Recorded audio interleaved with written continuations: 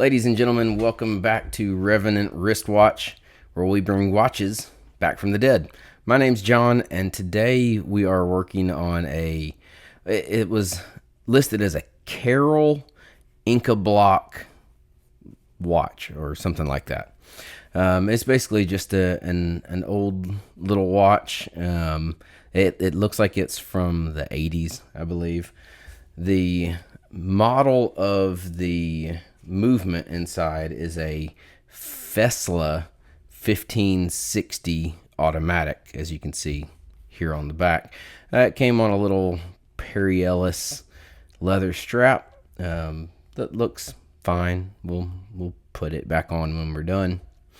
So taking the case back off here, we get our first look at some perlage there on the back of the cover and the automatic rotor there with Carol stamped on it. Odds are Carol was the name of a jewelry store or something like that. The watch wouldn't wind when I was trying to get it started. Testing the balance here, making sure that it will move some, and it seems to spin freely, so we should be okay to get working on it and see what we can do. Like I said, turning the crown there, it's not grabbing. It's not winding at all. It's not holding any power. So we'll get the straps off there, start working on breaking this watch down. Has a little screw here that looks like it's holding in the crown and the stem. Just loosen it up and it should allow the stem to come right out. It did. Let's get the movement out of the case. Case is in decent shape. There's some scratches kind of all over it. I don't plan on doing any restoration to the case for this watch, but I will try to clean the crystal off just a little bit. So you can see some, it looks like rust, I guess, here on the face. It's got a neat little, I don't know how you describe it. It's a geometric shape that it's hard to pick up on camera, but it does have a neat little design to the face of the watch, the dial. So first things first, let's get these hands off. Little plastic there to protect the dial while we get the hands off. There we go. And then I've got a little pair of tweezers with wood on the tips to protect the dial, and it's just a little gentler on the hands as well. So we can take that's right. To get a dial off, there are dial screws along the side, and I couldn't find any, and then I realized, oh, there's a little gasket here, and it looks like maybe some sort of movement holder.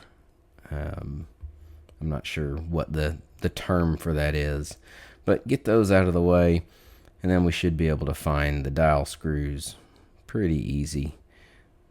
There we go. There's one here. Get it undone, and the other. And then the dial should come off pretty easy. There we go. All right, so dial's off. Doesn't have any rust or anything on the bottom side. That's a good sign. Got it all through the watch cleaning machine, taken apart through the watch cleaning machine, and we're going to start working on putting it back together now. Everything turned out pretty nice after disassembly and cleaning. I'm really happy with the finish on all the parts after they got cleaned. So putting on the train of wheels here. This is what carries the power from the mainspring down all the way to the escape wheel. So you just have to get those lined up in their little pivots, and then we can get the bridge put on and test these a little bit, fiddle with them. You don't have to, you definitely don't want to push down real hard while you're working on it. You just want to move them around a little bit while applying a little bit of pressure until it kind of, it almost clicks in place. You kind of feel it clunk down, and that lets you know, oh, okay, that now they're all in alignment. Most of the time, well, I'll say all of the time with watches, you don't want to force it. You can tell when it clicks into place and it's where it's supposed to be. If you try to push down too hard, that's when you're gonna break stuff. So just nice and easy. I've got a little plastic stick, that black plastic stick, just holding the bridge down while I make sure everything's in line. And looks like that's pretty good. I see everything moving there. So we can go ahead and put the screws on, get it in place. And then you can see here, if I just apply a little bit of pressure to the mainspring. The mainspring was broken in the old one. So was the click and the click spring that you can see here. The old ones are on the bottom, the new ones are on the top. That old click was in a rough shape. And you can see the old click spring was too small. It had broken and it didn't even reach the click. So I bought a spare movement off of eBay. It was a Fesla 1560 movement. It had some other brand on it. And I was able to get the new click and click spring off of it. The click is that's what you feel when you wind a watch up. The clicking that you feel. It comes from the click rubbing up against the mainspring barrel there. I also used the mainspring out of the donor movement, because the mainspring was broken in the original watch.